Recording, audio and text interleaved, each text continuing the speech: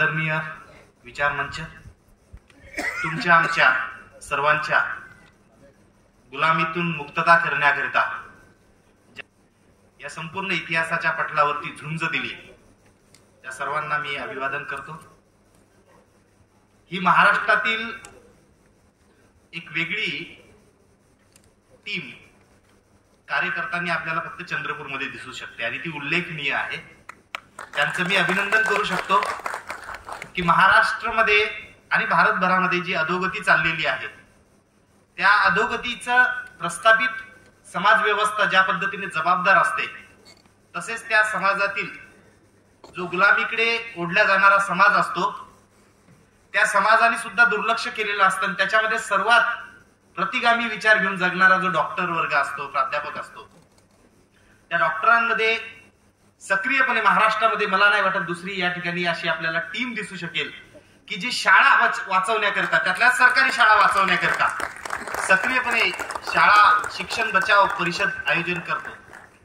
म्हणून त्या सर्वांचं मी सर्वप्रथम या ठिकाणी अभिनंदन करतो। 1920चं दशक पहिलं महायुद्ध संपलं होतं आणि पहिलं महायुद्ध संपल्यानंतर 1922च्या दरम्यान मुसोलिनी सत्तेवर यायला लागला इटलीमध्ये। इटलीमध्ये पहिलं महायुद्ध झालं, जर्मनीमध्ये झालं, संपूर्ण युरोप खंडामध्ये युद्ध लढल्या गेलं आणि युद्ध लढल्या गेल्यानंतर जेव्हा युद्धाच्या परिस्थितीला जबाबदार कोण आणि युद्धातून झालेली सर्व काही परिस्थिती आहे त्या परिस्थितीची जेव्हा चर्चा सुरू झाली, त्या परिस्थितीमध्ये ज्या ज्या वैचारिक बाजूंनी हस्तक्षेप झाले त्या वैचारिक बदलातून 1922च्या दरम्यान आपल्याला इटलीमध्ये मुसोलिनी हा सत्तेवर येताना दिसतो आणि जर्मनीमध्ये 1920च्या दशकात आणि 30च्या दशकात नंतर पुढे प्रखरपणे हिटलर हा आपल्याला जर्मनीमध्ये सत्तेत येतो। फक्त इटली आणि जर्मनीतच नाही तर पोलंड आणि इतर भागांमध्ये सुद्धा आपल्याला विविध डिक्टेटर्स हे युरोपमध्ये हुकुमशहा सत्तेवर येताना दिसत आहेत आणि ते हुकुमशहा सत्तेवर येत असताना त्या देशातील जो शिक्षित वर्ग होता, अशिक्षित वर्ग होता, त्या काळामध्ये भाबड्या पद्धतीने त्याच्याकडे पाहत होता।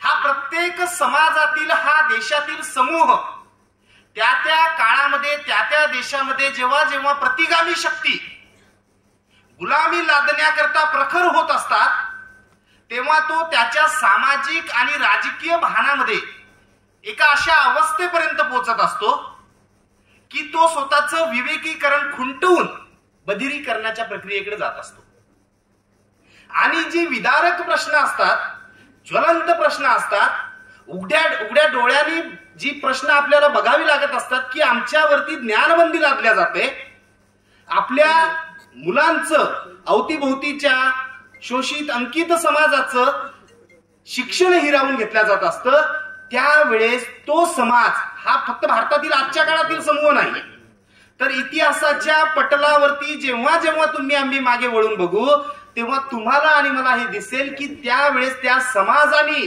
डोळे झाकून घेण्याचं काम केलेलं आहे। ज्वलंत प्रश्न असताना तो भाबडेपणा स्वीकारलेला आहे, जणू की काही होत नाही। आजही आणि त्या काळातही, त्या काळात त्या पद्धतीचे संविधान विकसित झालेले नव्हते, परंतु आजच्या काळातही जेव्हा गावखेड्यामध्ये, गल्लीमध्ये, शहरांमध्ये आपण फिरतो तेव्हा लोक म्हणत असतात की संविधानाचं बदल हे लोक करू शकत नाहीत, संविधानाच्या मूल्यांना बदलू शकत नाहीत। एवढा भाबडेपणा स्वीकारून, आंधळेपणा स्वीकारून समूह जगताना सर्रास आपल्याला अवतीभोवती दिसतो। त्यांनी हे प्रश्न या प्रश्नांना बगल दिलेली आहे की शिक्षणाने होणार काय, अशा लोकांना आपण अवतीभोवती पाहतो। या समूहाची चर्चा होणे महत्वाची आहे की जो समूह म्हणतोय की आम्ही फुलेंकरता आणि बाबासाहेबांचे अपत्य आहोत, त्यांच्या परिवर्तनाचे, त्यांच्या लढ्यापासून जे परिवर्तन झालं त्या परिवर्तनातून आम्ही घडलेलो आहोत। शिवाजी महाराजांच्या काळामधला जो महाराष्ट्र उभा राहिला आणि हा एकमेव महाराष्ट्र आहे या संपूर्ण भारताच्या धर्तीवरती की ज्यानं या देशालाच नाही जगाला शिक्षणाच्या क्रांतीचं महत्व पटवून दिलं. ती लोक निष्क्रिय होताना आपल्याला सर्रास आजूबाजूला दिसतात. घरातून म्हणजे ही पहिली शिक्षण बचाव परिषद नाही, याच्या अगोदर सुद्धा शाळा बचाव परिषद वाशिमला झाली. विविध ठराव आणि धोरणं सरकारची आली. त्यावेळेस विविध परिषदा घेत असताना ती लोक घरातून एकटी निघताना आम्ही बघितली.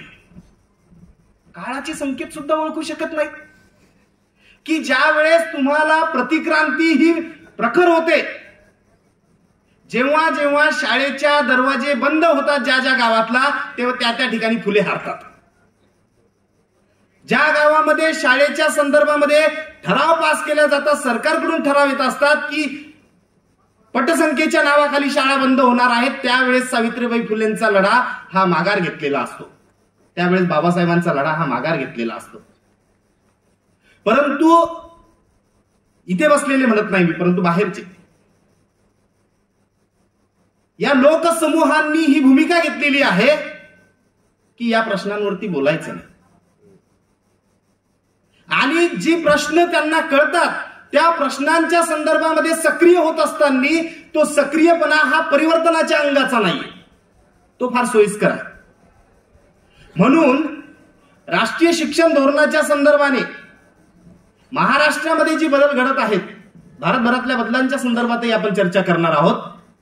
महाराष्ट्रामध्ये जी बदल घडणार आहेत ही बदल तोपर्यंत तुम्हा आम्हाला समजून येणार नाही जोपर्यंत सरकारच्या धोरणांमध्ये काय बदल होत आहे हे आम्ही जोपर्यंत वाचत नाही, समजून घेत नाही, तोपर्यंत आपण त्याच्या विरोधातला लढा उभा करू शकत नाही.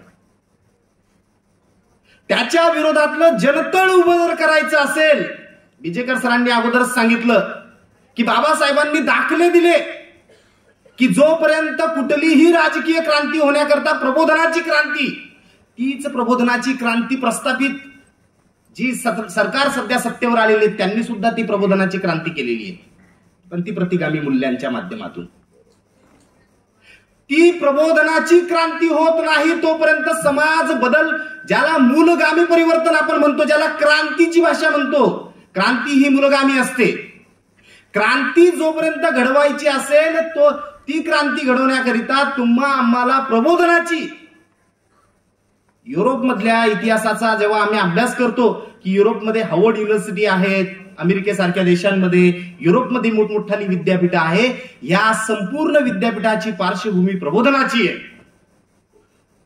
आणि हे प्रबोधन आपोआपादातून घडलेलं नाही, तर हे प्रबोधन घडवण्याकरिता त्या देशातील समाजातील लोकांनी त्या ठिकाणी मूल्य मोजली,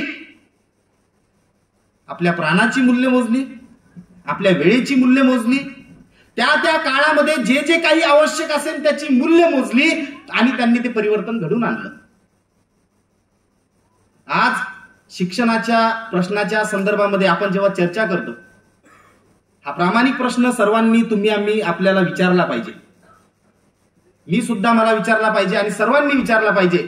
जेव्हा हा शिक्षणाचा प्रश्न तुम्हाला मला कळीचा वाटतो, आमच्या मुक्तीचा वाटतो, हा पोट भरण्याचा नाही वाटत, मुक्तीचा वाटतो, तेव्हा ह्या देशातील सरकार जेव्हा हे धोरण ठरवते, ते धोरणाची किती पानं वाचण्याची तयारी आम्ही दर्शवतो.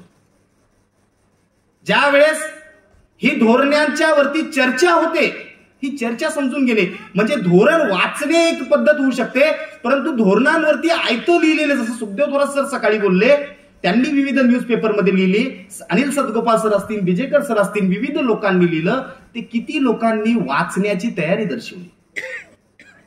यातून ही आम्ही लेवलवरती स्वतःच्या पातळीवरती चिकित्सा करत नाही, तर आम्ही आजचा जो समाज आहे तो समाज कुठल्या अवस्थेत आहोत हे आम्ही अधोरेखित करू शकतो. की ज्यांनी रात्रंदिवस शिक्षणाच्या क्रांतीची भाषा बोलायची, परंतु तुम्ही आमच्याकरता काय दस्तावेज तयार केला ते आम्हाला समजून घ्यायचं नाही, त्याच्याकडे आम्ही पाठ फिरवलेली राहणार. आम्ही स्त्री मुक्तीचं सर्व गणित शिक्षणामध्ये सांगतो की या देशातील स्त्री मुक्तीचं सूत्र जे आहे ते ज्ञानातून आहे. अज्ञान दूर करणे हे स्त्री मुक्तीचं, पितृसत्तेच्या अंताचं आणि जाती व्यवस्था नष्ट करण्याच्या संदर्भामध्ये बाबासाहेब जेव्हा सांगतात की प्रतिक्रांती झाली म्हणजे काय झाली, तर बाबासाहेब प्रतिक्रांतीची रिव्होल्युशन अँड काउंटर रिव्होल्युशन मध्ये सर्वात महत्वाचं सूत्र जे मांडतात त्याच्यामधलं एक जे आहे ते आहे ज्ञानबंदी. बाबासाहेब म्हणतात क्रांतीतून प्रतिक्रांती येते. फुले म्हणतात की शूद्र अतिशूद्र गुलाम झाले. हे सगळं एका अविद्येनं केलं. तुम्हाला आणि मला माझ्या गुलामीचं तत्व कसं कळणार? कोण मालक आहे कोण दास आहे? हे दास आणि गुलामांचं सूत्र जे असतं, स्वामी आणि दासाचं सूत्र असतं, हे गुलामीचा संपूर्ण जो डोलारा असतो हा तोपर्यंत कळत नसतो जोपर्यंत तुम्हाला आम्हाला ही सर्व मूल्य कळत नसतात. म्हणून राष्ट्रीय शिक्षण धोरण हे गांभीर्यानं समजून घेणं महत्वाचं आहे. त्याशिवाय आपण पुढे जाऊ शकत नाही, आपला लढा पूर्ण जाऊ शकत नाही. इतिहासाच्या या संपूर्ण काळामध्ये, आधुनिक काळामध्ये सुद्धा जरी बघितलं तरी फुलेंपासून ताराबाई शिंदेपासून पंडिता रमाबाई असतील, रखमाबाई राऊत असतील, त्याच्यानंतर शाहू महाराजांपासून बाबासाहेबांपर्यंत, अण्णाभाऊ साठेंपर्यंत मोठमोठाले लढवय्ये आले, तरी शिक्षणाची क्रांती पूर्ण झालेली नाही. आणि ही शिक्षणाची क्रांती न पूर्ण होत असताना, शिक्षणाचा सूर्य अजून उजाडलेला नसताना आमच्या शहरातल्या नगर परिषद शाळा, जिल्हा परिषद शाळा, विद्यापीठ ओसाड पडायला लागली, कॉलेजेस ओसाड पडायला लागली, कॉलेज ही अड्डे बनले, विद्यापीठ अड्डे बनली. स्वतःची हितसंबंध जोपासण्याकरिता वर्तुळ उभे करणे आणि स्वतःच्या लोकांना घेऊन तुमच्या माझ्या मुक्तीच्या शस्त्राचं खेळ खंडोबा करून टाकायचा हे चाललेलं असताना आपण त्याच्याकडे दुर्लक्ष करू शकत नाही. म्हणून आज या ठिकाणी आपण यात्रा भरवण्याकरता आलेलो नाही. आज या ठिकाणी आपण त्या राजकीय रॅली सारखं काहीतरी घोषणा द्यायच्या आणि नुसतं काहीतरी कोणाच तरी उदो उदो करायचा आणि कोणाचं तरी एकच नेतृत्व उभं करायचं याच्याकरिता या ठिकाणी एकत्र आलो नाही. जी अट बिरसा मुंडांनी सुद्धा उलगुलान करण्याकरिता घातली की आमचा लढा फक्त हा ब्रिटिशांच्या विरोधातला नाही, तर या देशातील जमीनदार असेल, व्यापारी असेल, सावकार असेल, हे आमची शोषण करणारे सर्व समूह आहेत. हे प्रबोधन बिरसा मुंडांनी जेव्हा उभं केलं तेव्हा आम्ही कुठं मुक्तीची भाषा त्या काळात बोलू शकलो. आणि म्हणून हे प्रबोधन करण्याकरिता आम्ही या ठिकाणी आलेलो आहोत. म्हणून बिजेकर सरांनी अगोदरच्यांनी सांगितलं संख्या राहणार आहे कमी, कारण आम्हाला चमत्कार पाहण्याची सवय. याच हॉलमध्ये मी मागच्या वेळेस आलेलो होतो. सेलिब्रिटीच्या संदर्भामध्ये सूरज अंगडे सेलिब्रिटी नाही, त्या बाबतीत तो कमिटेड आहे, पण मी उदाहरण म्हणून सांगतो. का म्हणजे ही त्या पातळीवरती येऊन सर्वांनी प्रत्येकाला प्रश्न विचारण्याची आवश्यकता आहे. का म्हणून आम्ही प्रश्नांच्या संदर्भामध्ये निराशावादी, प्रश्नांच्या संदर्भात सिलेक्टिव्ह असायला लागतो. परंतु ज्या मोठ्या संख्येने आपण या ठिकाणी आलो, हे मोठ्या संख्येने येणं ते शिक्षण वाचवण्याकरिता हे परिवर्तनाची फार मोठी आपल्याला पहाट या ठिकाणी 100% दिसते. आणि हे परिवर्तनाची पहाट दिसण्याकरिता एवढ्या मोठ्या संख्येने या ठिकाणी या काळात लोकांनी एकत्र येणं ही फार आपल्यासाठी जमेची बाजू आहे. हे जे राष्ट्रीय शिक्षण धोरण आलं, बिजेकर सरांनी त्याच्यामध्ये हात घातला नाही, कारण प्राथमिक शिक्षणाच्या संदर्भामध्ये कदाचित त्यांनी ती मांडणी करायला पाहिजे होती, वेगळ्या सत्रात पुन्हा त्यांना ठेवायला पाहिजे होतं. हे राष्ट्रीय शिक्षण जसं त्यांनी म्हटलं की विधान परिषदेमध्ये चर्चेला घ्या. का म्हटलं बिजेकर सरांनी? कारण हे राष्ट्रीय शिक्षण धोरण जेव्हा आलं त्यावेळेस याची पार्लमेंटमध्ये चर्चा आजपर्यंत झालेली नाहीये. आणि 2 भाषेमध्ये हे राष्ट्रीय शिक्षण आलं होतं. राष्ट्रीय शिक्षण धोरण तुमच्या माझ्या समोर आलं होतं की तुम्ही आणि मी याच्यावरती चर्चा करावी आणि आपलं मत मांडावं. जेव्हा भारतीय अनुसूचीमध्ये 22 भाषा आहेत, त्यावेळेस जेव्हा तुम्ही 2 भाषांवरती चर्चा करायचा सांगताय, त्यावेळेस तुम्ही 10 करोडपेक्षा लोकसंख्या असणाऱ्या गोंड समुदायाला या लोकशाही प्रोसेस मधून बाजूला ढकललं. या संपूर्ण ड्राफ्ट वरती आणि या पॉलिसीवरती जेव्हा जेव्हा आक्षेप घेण्यात आला आणि आक्षेप घेतल्यानंतर जेव्हा हे डॉक्युमेंट्स आलं, तेव्हा सुद्धा हे डॉक्युमेंट्स आदिवासी भाषांमध्ये आणि विविध भाषांमध्ये आलं नाही. या धोरणावरती म्हणजे अगोदर हा ड्राफ्ट आला 2019 मध्ये कस्तुरीरंगन यांच्या नेतृत्वाखाली, त्याच्यानंतर 20 मध्ये हे धोरण लागू झालं. हे धोरण येईपर्यंत कुठल्याच पद्धतीची महाराष्ट्रामध्ये आणि भारतात चर्चा झाली नाही. आपल्याला का समजून घ्यायचंय? कारण की आजचे जे बदल आहेत, जे विश्वगुरु सांगतय की सर्वांना शिक्षण मिळणार आहे, हे राष्ट्रीय शिक्षण धोरण म्हणते की सर्वांना येणाऱ्या 2000 यांनी फार वेगवेगळे टार्गेट ठेवलेले आहे. 2025चं एक टार्गेट आहे, 35चं आहे, 50चं आहे की येणाऱ्या 35 पर्यंत भारतातील ग्रॉस एनरोलमेंट रेशो हा 25% 50% गेलेला राहील. त्याचे सुद्धा षडयंत्र त्या ठिकाणी त्यांनी डावपेच उभे करण्यात केलेले आहे.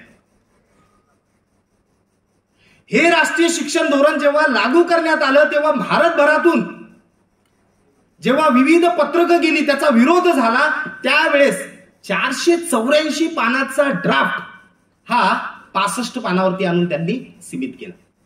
आणि मी दाव्याने सांगतो, ज्यांना कुणाला हा राष्ट्रीय शिक्षण धोरण समजून घ्यायचं असेल त्यांनी जर फक्त 65 पानाचं जर डॉक्युमेंट वाचलं तर तुम्हाला काहीच कळणार नाही. तुम्हाला 484 म्हणजे ते इंग्रजी मधलं सांगतोय मी, जोपर्यंत ते संपूर्ण डावपेच समजून घ्यायचे असतील की काय आहे ते जर समजून घ्यायचं असेल तर आपल्याला मूळ मसुदा त्यांचा वाचावा लागेल आणि मगच त्यांचे धोरण वाचावं लागेल. हा जो धोरण आलं, या धोरणाला अनिल सदगोपाल सरांनी म्हटलेलं आहे की हे संविधान विरोधी, आणि आपण सुद्धा म्हणतो की हे संविधान विरोधी, हे जनविरोधी आहे आणि हे राष्ट्रीय विरोधी आहे. या धोरणाच्या संदर्भामध्ये कुठल्याच पद्धतीची चर्चा झाली नाही. हे पहिलं धोरण असं आलेलं आहे की विद्यापीठात महाविद्यालयात कुठलीही चर्चा न होता हे वरतून खाली लादलेलं धोरण आहे. जे फेडरल स्टेटची सरांनी गोष्ट केली, फेडरलिझमची गोष्ट केलेली आहे, संघराज्याची गोष्ट केलेली आहे की कुठलंही तत्व लागू करत असताना राज्याच्या स्वतंत्र भूमिका आहेत, त्या राज्याच्या स्वतंत्र भूमिका बाजूला डावलून हे पहिलं असं दस्तावेज आहे जे संविधानाच्या मूल्यांची गळचिप्पी करतं की ते तुमच्यावर माझ्यावर लादल्या जातं. कुठल्या कॉलेज विद्यापीठानं सांगावं की जेव्हा ड्राफ्ट आला तेव्हा एखाद्या विद्यापीठाला आणि कॉलेजला पत्र गेलं की तुम्ही याच्यावरती चर्चा घडून आणा. कुठल्या ग्रामपंचायतला पत्र आलं, ग्रामसभेला पत्र आलं की तुम्ही ग्रामसभेमध्ये या राष्ट्रीय शिक्षण धोरणावरती चर्चा करा. हिटलरचं जे मी उदाहरण घेतलं होतं सुरुवातीला 1933 मध्ये, आणि त्याच्या अगोदर जेव्हा तो सत्तेवर आला त्यांनी धोरणं लागू केली, लादली. हुकुमशाही कशी समजायची तुम्ही? हुकुमशाही तेव्हाच येत असते की कुठलंही तत्व हे अलोकशाही पद्धतीनं तुमच्या आणि माझ्यावरती लादल्या जात असतं आणि तुमचा आणि माझा विचार आपल्यापासून हिरावून घेतला जात असतं की तुमचं मत काय आहे. बाबासाहेब सांगतात की या देशामध्ये प्रतिक्रांती झाली, त्याच्यामधलं प्रतिक्रांतीचं एक महत्वाचं जे सूत्र आहे ते म्हणजे स्त्रियांना गुलाम केलं, त्यांच्यावरती सुद्धा ज्ञानबंदी घातली आणि ती स्त्रीचं काय मत आहे ते तिच्यापासून हिरावून घेतलं. तेच मत हिरावून घेण्याचं काम राष्ट्रीय शिक्षण धोरणाने 2019 पासून पहिल्यांदा चालू केलं. परंतु असं समजू नका की हे 2019 पासून सुरू झालं. याची तालीम ही अगोदरपासून चाललेली आहे. म्हणजे अगोदरच्या सरकारच्या काळात सर्वच काही अलबेल होतं आणि नंतरच्या काळात हे बदललं असं नाही. राजकीय पटलावरती हे अधिक गतिमान झालं, त्याला विविध कांगोरे सुरू झाले आणि ते ब्राह्मणत्वाच्या चौकटीमध्ये, ते भारतातल्या जाती व्यवस्थेच्या रचनेमध्ये आणि पितृसत्तेच्या रचनेमध्ये अधिक बंदिस्त करणारं, अधिक गुलामीकडे नेणारं आणि अधिक पद्धतीने त्याचं पुनरुत्पादन करणारं अशा पद्धतीचं एक राजकीय लेवलवरची परिस्थिती बदलायला लागली. हे राष्ट्रीय शिक्षण धोरण मुख्यतः प्राथमिक, माध्यमिक, उच्च माध्यमिक, हायर जे आपलं +2 पर्यंत आपण जे म्हणतो तिथपर्यंत एक जो मोठा हिस्सा आहे त्याच्या संदर्भामध्ये बोलतं आणि दुसरा जो हिस्सा आहे तो उच्च शिक्षणाच्या संदर्भामध्ये त्या ठिकाणी चर्चा करते.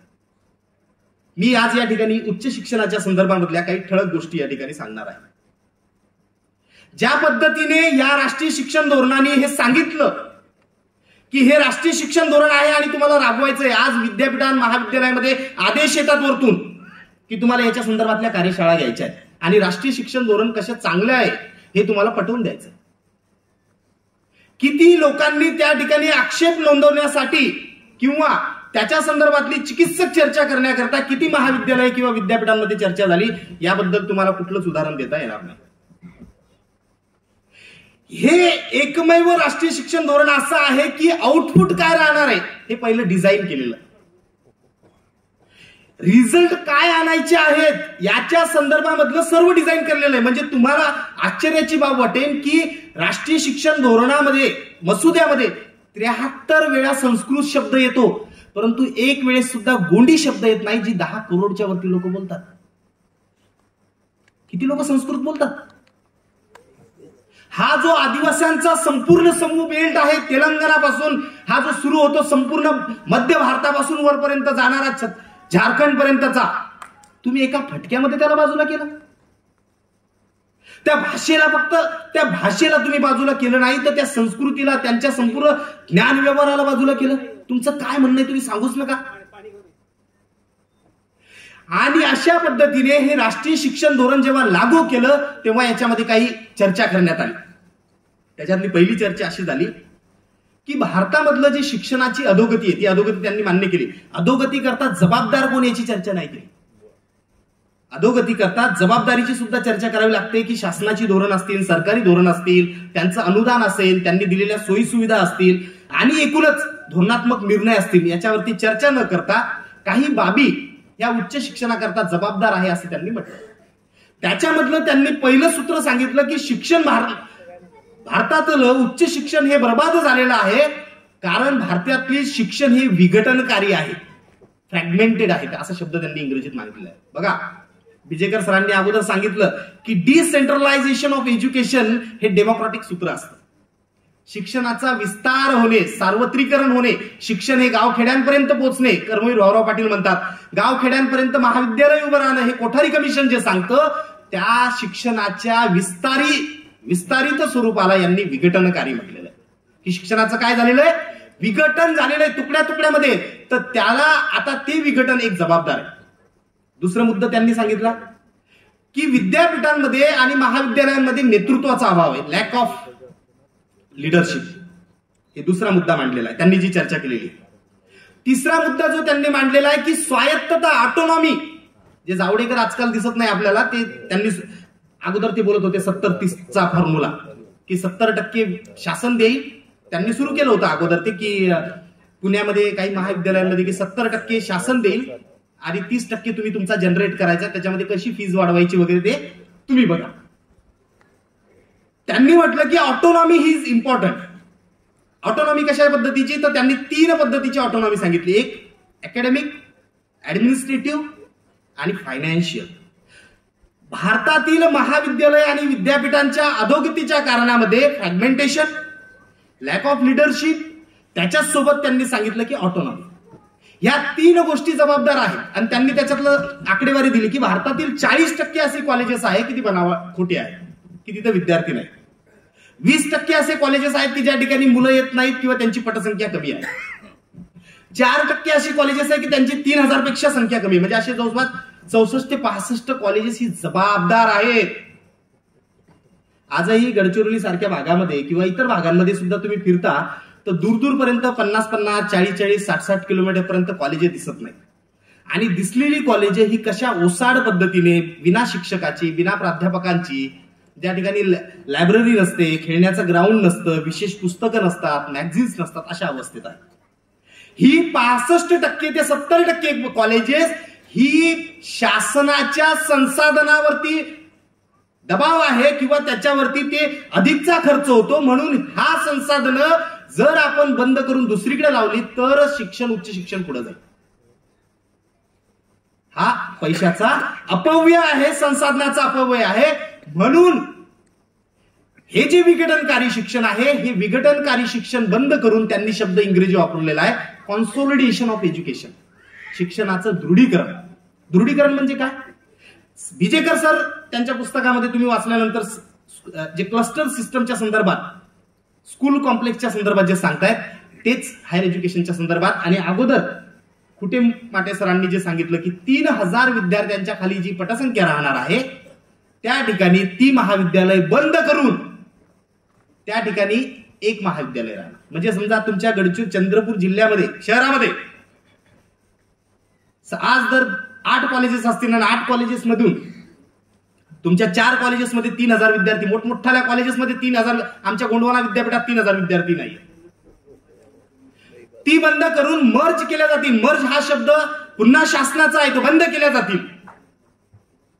आणि बंद करून 4-5 महाविद्यालय आणि इव्हन विद्यापीठ बंद करून त्या ठिकाणी एक त्याचं दृढीकरण केलं जाईल.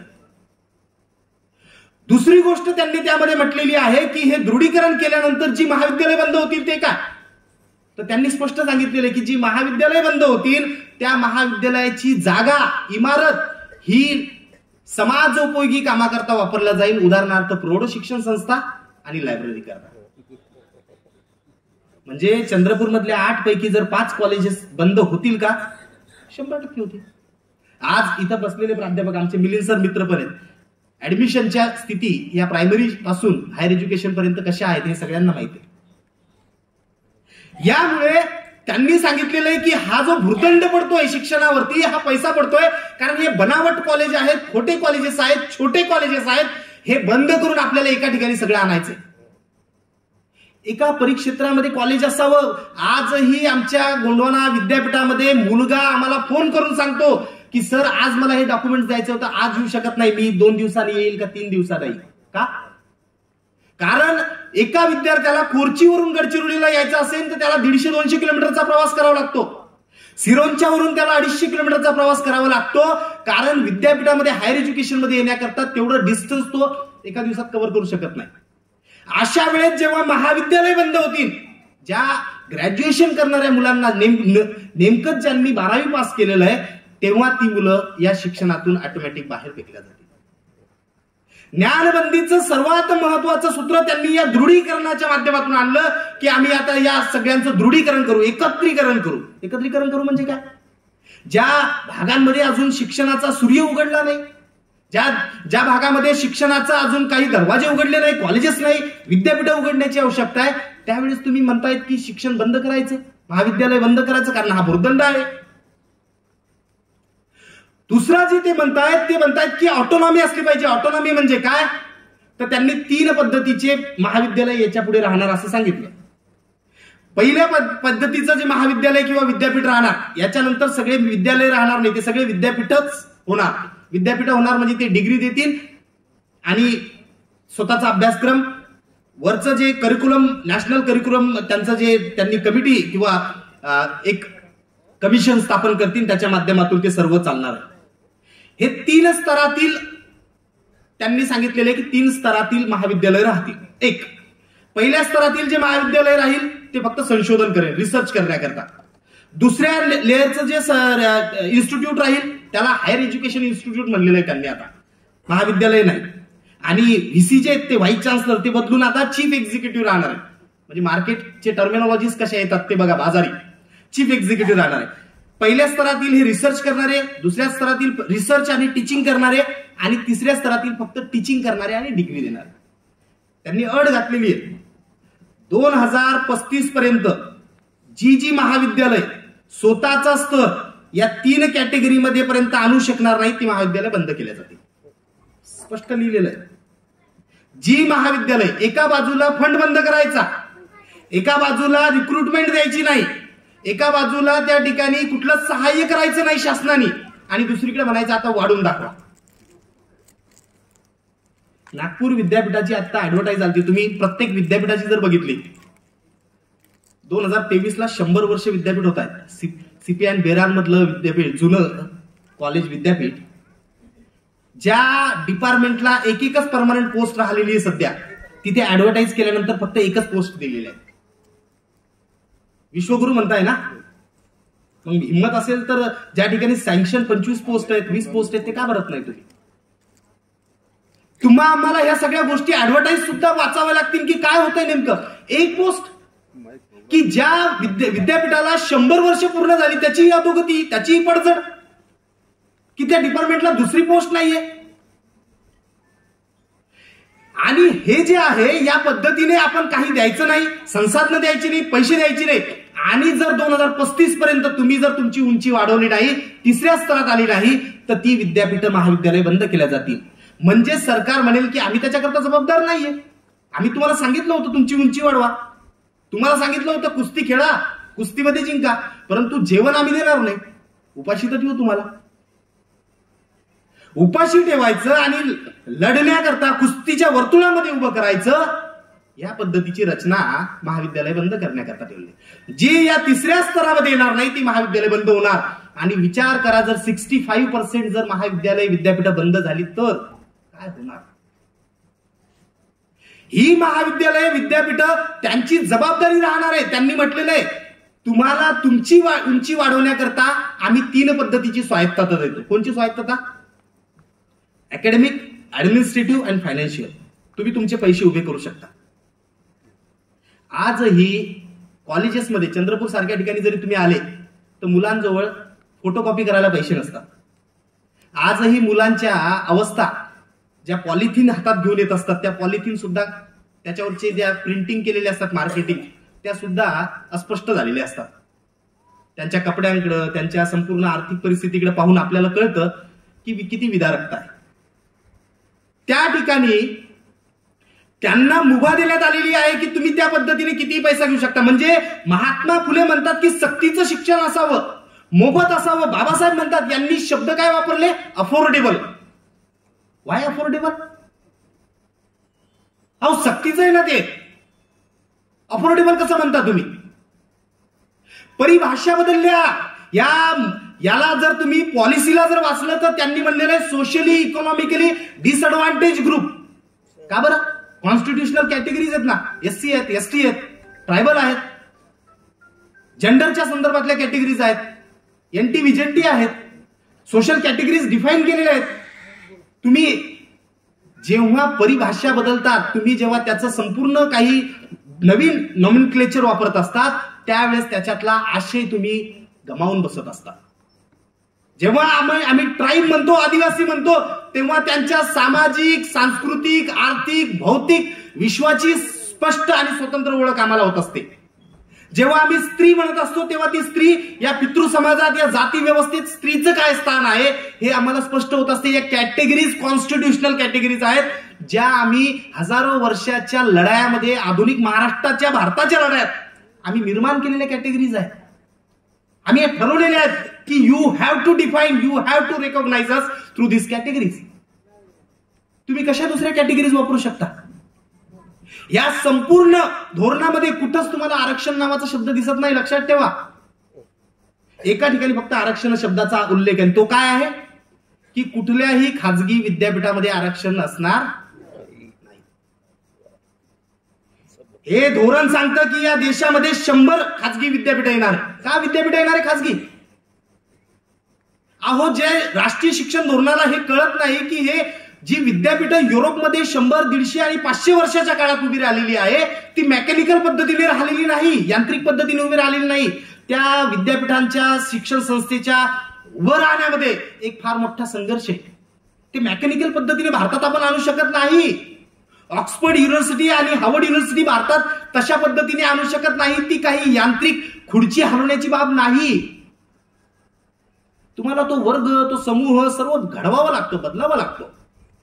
परंतु तुम्ही जर सर्व बघितलं, खास करून जर मसुदा बघितला, तर त्या मसुद्यामध्ये तुम्हाला दिसेल की संविधानाचा उल्लेखच नव्हता. संविधानाचा उल्लेख न करता त्यांनी जे विविध विषय डिफाईन केले होते लॉच्या संदर्भामध्ये सर सांगत असताना, त्यांनी तर असं म्हटलं होतं की लॉचं शिक्षण देत असताना सोबत सोबत धर्म आणि अधर्मावरती कसा विजय मिळवला हे सुद्धा शिकवावं. वाचावं, नाही तर मी काय कुठं सांगत नाही. धर्म आणि अधर्मावरती आणि पानोपानी हे सांगितलेलं आहे की भारतात जे नवीन शिक्षण आपण आणत आहोत ते शिक्षण हे भारतातील आता जी 4थी औद्योगिक क्रांती होते. राष्ट्रीय शिक्षण धोरण लिहिताय तुम्ही. मी औद्योगिक क्रांती शिकवतो युरोपचा, मी इतिहासाचा विद्यार्थी आहे. मला औद्योगिक क्रांती आणि औद्योगिकरण याच्यातला फरक शिकवावा लागतो विद्यार्थ्यांना. तुम्ही भारतामध्ये जे चाललेलं आहे त्याला औद्योगिक क्रांती म्हणता. इंग्लंडमध्ये घडलेल्या गोष्टी 19व्या शतकामध्ये जगातलं इंग्लंडची औद्योगिक क्रांती होती का जर्मनी, फ्रान्स आणि रशियामध्ये काय घडलं याच्याबद्दल इतिहासकारांमध्ये 100 वर्षापासून डिबेट चाललेले आहेत की why did the industrial revolution took place in England. त्याला औद्योगिक क्रांतीच काय म्हणावं याच्याबद्दलचा जगातल्या ज्या विद्यापीठांना हे अनुभव आहेत चर्चा चाललेली. हे म्हणतायत की ही औद्योगिक क्रांती भारतात होते. वाचा, कंट्रोल आणि वाचायचं आपल्याला अडचण बऱ्याच लोकांना जातात, त्यावेळेस कंट्रोल आणि एफ करून आपण सर्च करू शकतो. आणि ह्या औद्योगिक क्रांती आणि हा जो बदल आहे 21व्या शतकातलं, ह्याच्या सोबतच भारतातील मूल्य परंपरांना जोपासून आपल्याला शिक्षण द्यायचं. कुठली मूल्य परंपरा?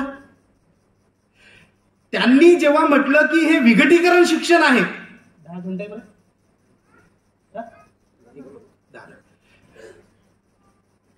हे जे विघटनकारी शिक्षण आहे, या विघटीकरण शिक्षणामध्ये त्यांनी म्हटलं की आम्हाला कोणतं शिक्षण द्यायचंय, तर मल्टी डिसिप्लिनरी एज्युकेशन आणि लिबरल एज्युकेशन. आता जे म्हणजे हे काय मी असं दुसऱ्या ग्रहावरचं बोलत नाही बरं. तुमच्या चंद्रपूर मधलं जे आंबेडकर कॉलेज असेल, SP कॉलेज असेल, जनता कॉलेजमध्ये हे असेल काय मल्टी डिसिप्लिनरी, त्याला त्यांनी म्हटलं लिबरल एज्युकेशन. हे लिबरल एज्युकेशन कुठून घेतलेले म्हणतात ते आम्ही आमच्या प्राचीन काळातल्या ग्रंथातून घेतलेले आहे. आणि सगळीच्या सगळी दाखले ही संस्कृत ग्रंथातली. जेव्हा लोकांचा दबाव आला तेव्हा त्यांनी काही तमिळ ग्रंथांची रेफरन्सेस दिली. आणि ज्या त्यांनी सांगितलं की प्राचीन काळामध्ये 64 कला होत्या आणि त्याच्यामध्ये ज्या कला मांडल्या, ज्याची लिस्ट आहे प्राचीन भारतातली, त्याच्यातलं त्यांनी कामसूत्र सोडलं, बाकी सगळं सांगितलं. म्हणजे त्याच्यातही ज्ञानाच्या संदर्भामध्ये मांडणी करत असताना कशा पद्धतीने एका पद्धतीने ब्रॅह्मनिकल सगळा डोलारा उभा करायचा, या पद्धतीने ते केलं. आणि त्यांनी सांगितलं की हे जे शिक्षण आहे 21व्या शतकाचं धोरणाचं, हे त्या परंपरेला आणि आमच्याकरता जी आदर्श विद्यापीठं आहेत ती तक्षशिला, नालंदा आणि विक्रमशिला आहे, त्याचा फक्त उल्लेख करतात आणि सोडून देतात. अहो, ही विद्यापीठं ही लोकशाहीत्मक मूल्य उभं करण्याकरता संघर्षातून उभी राहिलेली आहे. भारतामध्ये बुद्धिझम, जैनिझम, चारवाक या परंपरेतून ही विद्यापीठं जन्माला घातलेली आहे. या परंपरेने ब्राह्मणी व्यवस्थेच्या संस्कृतवरील मक्तेदारीला चॅलेंज करून, ज्ञानाच्या मक्तेदारीला चॅलेंज करून, ज्ञानबंदीला चॅलेंज करून ही विद्यापीठाची शिक्षणाची दरवाजे उघडी केली. त्याचा एक मोठा संघर्ष आहे. ही आमच्याकरता आदर्श आहे असं सांगून त्यांनी राष्ट्रीय शिक्षण धोरणाची त्यामध्ये चर्चा केली. आणि मग ते म्हणतात की 3 पद्धतीच्या स्वायत्तता असतील. फायनान्शियल म्हणजे काय? उद्या फायनान्शियल म्हणजे तुम्हाला तुमच्या कोर्सेसच्या फीस ठरवता येते. मग तुम्ही प्रश्न उभा करसाल की इतिहासाकरता ते विद्यार्थीच येणार नाही. तो तुमचा आणि माझा प्रश्न आहे, त्यांचा नाही. राज्यशास्त्र शिकण्याकरता विद्यार्थी येणार नाही, त्यांना यूज द्यायचं नाहीये. जे मल्टी डिसिप्लिनरी एज्युकेशन आहे त्याच्यामध्ये जे स्ट्रक्चर उभं केलेलं आहे, त्याच्यामध्ये सोशल सायन्सेस गायब केलेले आहेत. अहो, मल्टी डिसिप्लिनरी म्हणताना तुम्ही एज्युकेशन द्यायचं, जे मल्टी डिसिप्लिनरी खऱ्या अर्थाने केंद्र होती, स्त्री अभ्यास केंद्र, जी कार्यकर्त्यांच्या, अभ्यासकांच्या, बुद्धिजीवींच्या लढ्यातून उभी राहिली. Studies for discrimination and exclusion, जे सुखदेव थोरात सरांनी चालू केलेलं, डेव्हलपमेंटल स्टडीज, लेबर स्टडीज, दलित स्टडीज, या खऱ्या इंटरडिसिप्लिनरी होत्या. त्यांचे फंड बंद केलेले आहेत. तुम्ही इंटरडिसिप्लिनरी आहे ना, तुम्ही किती खोटारडे वागणार, किती खोटारडेपणा तुमचा निव्वळ राहणार, ते त्यांचं उघड असतं. ते उघड आम्हाला वाचता आलं पाहिजे. ह्या ज्या इंटरडिसिप्लिनरीज आहेत, Tata institute of social sciences मध्ये त्यांनी विमेन स्टडीजचं बंद केलं, फंड बंद केला. ही स्वायत्तता देऊन आता तुम्हाला फंड उभा करायचा आहे, तुम्हाला तुमचं अकॅडमिक्स ठरवायचंय. ऍडमिनिस्ट्रेटिव्ह ऑटोनॉमी म्हणजे काय? संस्था चालक महाराष्ट्रात किती पैसे घेतात तुम्हाला माहिती आहे.